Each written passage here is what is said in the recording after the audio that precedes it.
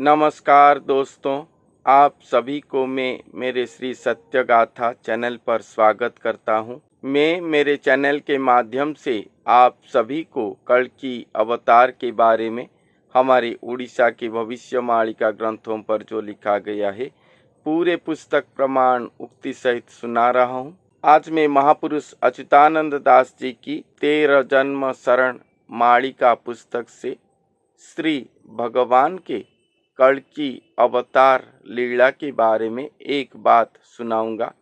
इस पुस्तक पर लिखा गया है कि स्वयं भगवान आकर द्वितीय अयोध्यापुरी प्रकाश करेंगे। इसका अर्थ क्या है और ये द्वितीय अयोध्यापुरी कहाँ प्रकाश होगा, ये विषय पर महापुरुष अच्युतानंद दास जी ने अपने भविष्यवाणी ग्रंथ पर क्या लिखे हैं, वही विषय पर आज हम सुनेंगे। तो चलिए शुरू करते हैं।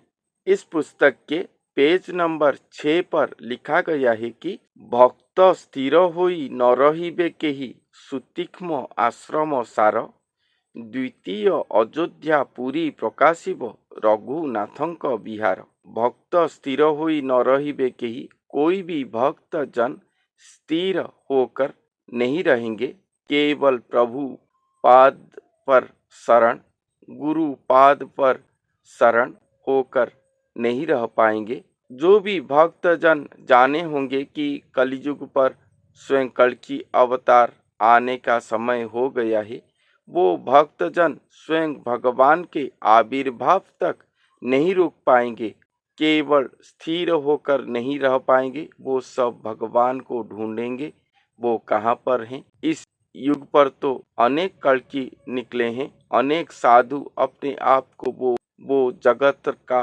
तारण करता, वो महापुरुष कहते हैं और अपने आप को अवतार कहते हैं। उन्हीं के शरण पर चले जाएंगे भक्तजन। सभी सामाजिक गतिविधि से अपने आप को दूर रख के स्वयं भगवान के इंतजार करना, ये कोई भी भक्तजन नहीं कर पाएंगे। यही बात इस पुस्तक पर लिखा गया है कि एक भी भक्तजन स्थिर होकर नहीं रह पाएंगे। एक स्थान पर बैठकर केवल हरिनाम लेना, केवल प्रभुपाद शरण भिक्षा करना, ये कोई भी भक्तजन नहीं कर पाएंगे। सुतीक्ष्म आश्रम सार, इस कल्कि लीला समय पर एक आश्रम सृष्टि होगा जो कि सूक्ष्माति सूक्ष्म आश्रम होगा, सुतीक्ष्म आश्रम होगा, जहाँ पर स्वयं भगवान विराजमान करेंगे और वो आश्रम पर वो जो भी कर्म करेंगे वो सुतीक्ष्म होकर संपादित होगा। जैसे कि धनुषर से बाण निक्षेप किया जाता है और वो बाण जाकर, वो तीर जाकर लक्ष्य भेद करता है, उसी तरह वो सुतीक्ष्म आश्रम पर स्वयं भगवान रहकर जो कर्म कर देंगे वो उसी तरह फलदायक होगा। और भी इसका अर्थ है कि सुतीक्ष्म आश्रम, जहाँ पर सुतीक्ष्म सूक्ष्माति सूक्ष्म कर्म चल रहा होगा, स्वयं भगवान जो कि सूक्ष्म पुरुष हैं, जो कि शून्य पुरुष हैं, वो रहकर जिस आश्रम पर विश्राम करते होंगे, वो आश्रम सूक्ष्माति सूक्ष्म सुतीक्ष्म आश्रम होगा। द्वितीय अयोध्यापुरी प्रकाशिब रघुनाथंक विहार। द्वितीय अयोध्यापुरी प्रकाश होगा। जैसे कि त्रेता पर अयोध्यापुर पर स्वयं श्री रघुनाथ श्री रामचंद्र का जन्म स्थान था और वहाँ पर स्वयं रामचंद्र विहार करते थे।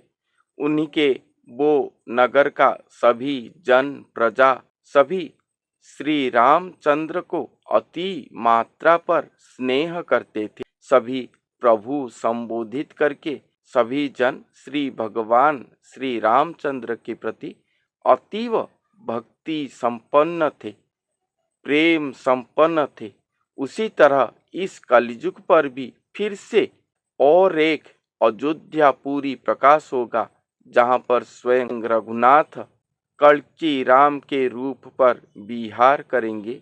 जैसे भक्त जन त्रेता युग पर श्री रामचंद्र को प्रेम करते थे, भक्ति करते थे, उसी तरह ये कलयुग की ये अयोध्यापुरी के नगरवासी सभी श्री कल्कि राम के प्रति वैसा ही या उससे भी ज्यादा प्रेम भक्ति करेंगे। इसीलिए कहा गया है कि द्वितीय अयोध्यापुरी इस कलयुग पर फिर से प्रकाश होगा। और रघुनाथों का विहार, जैसे रघुनाथ श्री रामचंद्र त्रेता पर अयोध्या नगरी पर विराजमान करे थे, उसी तरह इस कलयुग पर द्वितीय अयोध्यापुरी पर रघुनाथ के रूप में स्वयं कल्कि राम आएंगे। रघुनाथ के रूप में स्वयं कल्कि राम आना अर्थात रघुनाथ श्री रामचंद्र जैसे एक पत्नी व्रता थे, उसी तरह श्री कल्कि राम भी एक पत्नी व्रता होकर रहेंगे। तभी जाके श्री सत्य युग का आगमन होगा या श्री सत्य युग धरती पर सुसंस्थापित हो पाएगा। तो ये द्वितीय अयोध्यापुरी कहाँ पर होगा?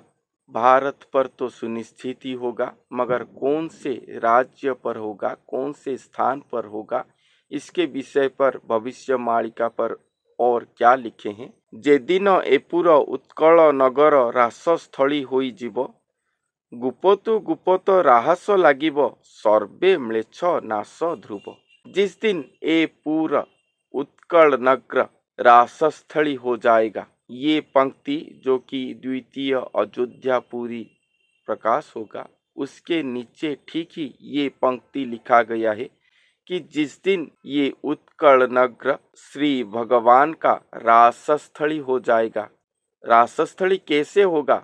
न स्वयं कल्कि राम उत्कल नगर पर विराजमान करे होंगे, वहां पर अपने दिव्य अलौकिक रासलीला करेंगे। उनके उपस्थिति से ही ये रासलीला होगा। द्वापर पर श्री कृष्ण भगवान ने गोपपुर पर रहे थे, जिसके द्वारा वहां पर रासलीला गोपियों के साथ हो पाया था। उसी तरह इस कलयुग पर जब कल्कि लीला समय होगा, जब कल्कि भगवान अवतरण करेंगे, तब उत्कल नगर पर ही वो अवस्थान करे होंगे। ये उत्कल नगर पर ही अपना द्वितीय अयोध्यापुरी प्रकाश करे होंगे। तभी जाके वो स्थान पर भक्त भक्ता रहेंगे और उसी स्थान पर ही श्री भगवान का रास लीला होगा। जो रास लीला गुप्तो गुप्तो रास लागिब, गुप्त से गुप्त महागुप्त तरीके से वो रास लीला होगा। और वो रास लीला होने से सर्वे म्लेच्छ नाश ध्रुव, इस संसार पर जितने भी म्लेच्छ जन हैं, सभी म्लेच्छ जन ध्वंस हो जाएंगे। ये वाक्य श्री महापुरुष कहते हैं कि ध्रुव सत्य है। मैंने आपको बताया था कि एक नर के शरीर पर स्वयं सृष्टिकर्ता भगवान का अवतरण होगा। वो नर कल्कि अवतार नहीं है, जो स्वयं सृष्टिकर्ता भगवान है वो कल्कि अवतार है।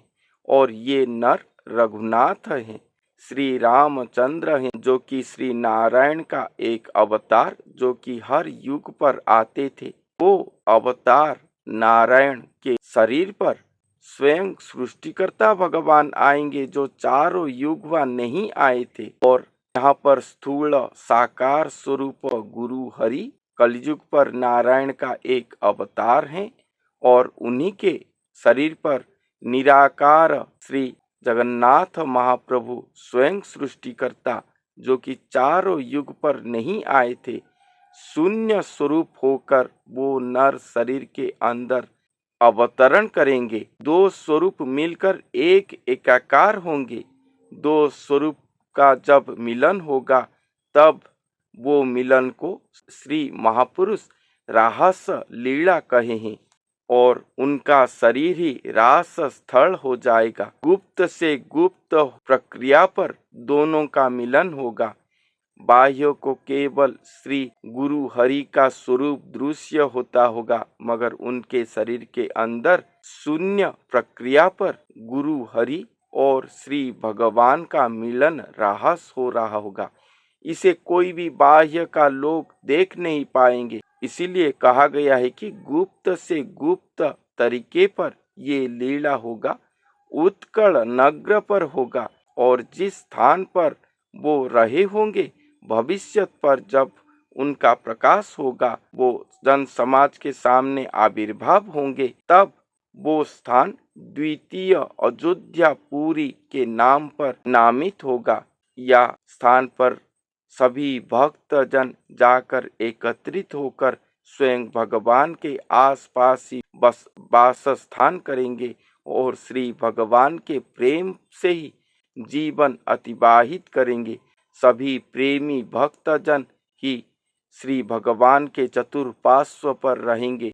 सभी अतीव प्रेम भक्ति पर कालातिपात करेंगे, जिसके द्वारा वो जो नग्र सृष्टि होगा श्री भगवान के आविर्भाव के बाद, तब वो नग्र को द्वितीय अयोध्या पुरी कहा जाएगा। और द्वितीय पंक्ति पर कहते हैं कि उत्कल नग्र पर ही वो रास लीला होगा, अर्थात स्वयं भगवान का उपस्थिति उत्कल नगर के अंदर किसी स्थान पर होगा, जहीं गुप्त से गुप्त रास लीला लगेगा, जिस रास लीला होने से ही सर्वम्लेच्छ विनाश होना सुनिश्चित हो जाएगा।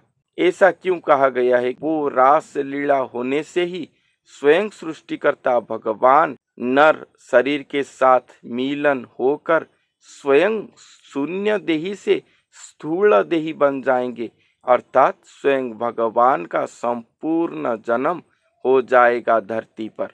जो कहा गया कि कल्कि अवतार का जन्म होगा, स्वयं सृष्टिकर्ता ही कल्कि अवतार हैं, कोई मानव कल्कि अवतार नहीं है। वो मानव तो श्री भगवान के अश्व कहलाएंगे, जो कल्कि अवतार के फोटो पर जो कि सूचना पूर्वक दिखाया गया है कि एक घोड़े के ऊपर बैठकर कल्कि अवतार आ रहे हैं। वो घोड़ा कोई सचमुच का घोड़ा नहीं, वो घोड़ा स्वयं एक मानव देही है, जो कि घोटक शक्ति को वहन करके आए हैं। जैसे घोड़ा अपने सहिष को धारण करके चलता है, उसी तरह वो मानव गुरु वो क्षमता को वहन करेंगे कि वो स्वयं सृष्टिकर्ता भगवान को अपने शरीर पर वहन करके धरती पर चल सके। स्वयं सृष्टिकर्ता भगवान का वजन सामवेद के अनुसार 100 पृथ्वी की वजन से अधिक है, जो कि अनंत कोटि कला संपन्न है। हर युग पर सबसे बड़ा अवतार कहने वाले श्री कृष्ण प्रभु सीमित कलाधारी थे, 64 कला पर वो खेले थे, वो अवतारी पुरुष थे। मगर ये जो हैं, ये अनंत कोटि कलाधारी हैं, वो स्वयं आएंगे। उन्हें धारण करने की क्षमता कोई साधारण मनुष्य के पास नहीं होगा। इसीलिए वो श्री कृष्ण जो द्वापर में आए थे, वो फिर से गुरु स्वरूप होकर आएंगे और अपने आप को महागुप्त में रखकर साधन सिद्धि करेंगे, ताकि वो स्वयं भगवान को धारण कर सकेंगे। ये श्री कृष्ण जो राम, जो आप उन्हें कहें नारायण का एक अवतार, वो का नील वर्ण को धारण नहीं करेंगे। नील वर्ण उनके अंदर छुपकर रहेगा, श्वेत वर्ण होंगे। कल्कि भगवान का फोटो पर दिखाया गया है कि सफेद अश्व पर वो विराजमान करके आ रहे हैं। उनका वर्ण जो होगा वो शुक्लांबरधर विष्णु होंगे, क्योंकि वो गुरु स्वरूप होंगे। इस अवतार पर शुक्लांबरधर विष्णु और नीलवर्ण विष्णु, वो सभी कला को नील धवल ज्योतिराशि जो नारायण प्रभु का 2 स्वरूप है, वो दोनों स्वरूप को वो गुरु वहन करके खुद आए होंगे।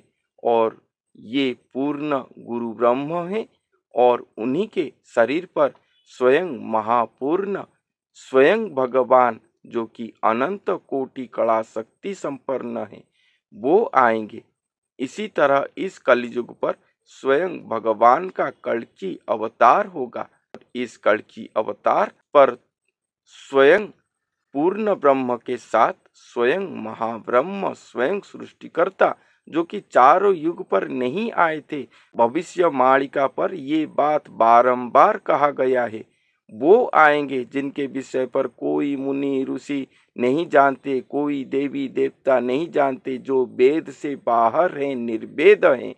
वो भगवान आएंगे इस कलयुग पर, ये सुनिश्चित ही होगा। और वो भगवान जब आएंगे तब दोनों शरीर के अंदर महाप्रेम का महालीला, महामिलन लीला दृश्य होगा, जिसे रास लीला, महारास लीला, महागुप्त महारास लीला के नाम पर महापुरुष अच्युतानंद दास जी ने, जो कि दिव्य दृष्टा हैं, जो कि 700 वर्ष पूर्व से ही ये लीला को अपने दिव्य नेत्र पर देखकर श्री भगवान के श्रीमुख निःसृत वाणी को लिख कर गए हैं। वो लीला इस कलयुग की अंत समय पर होगा।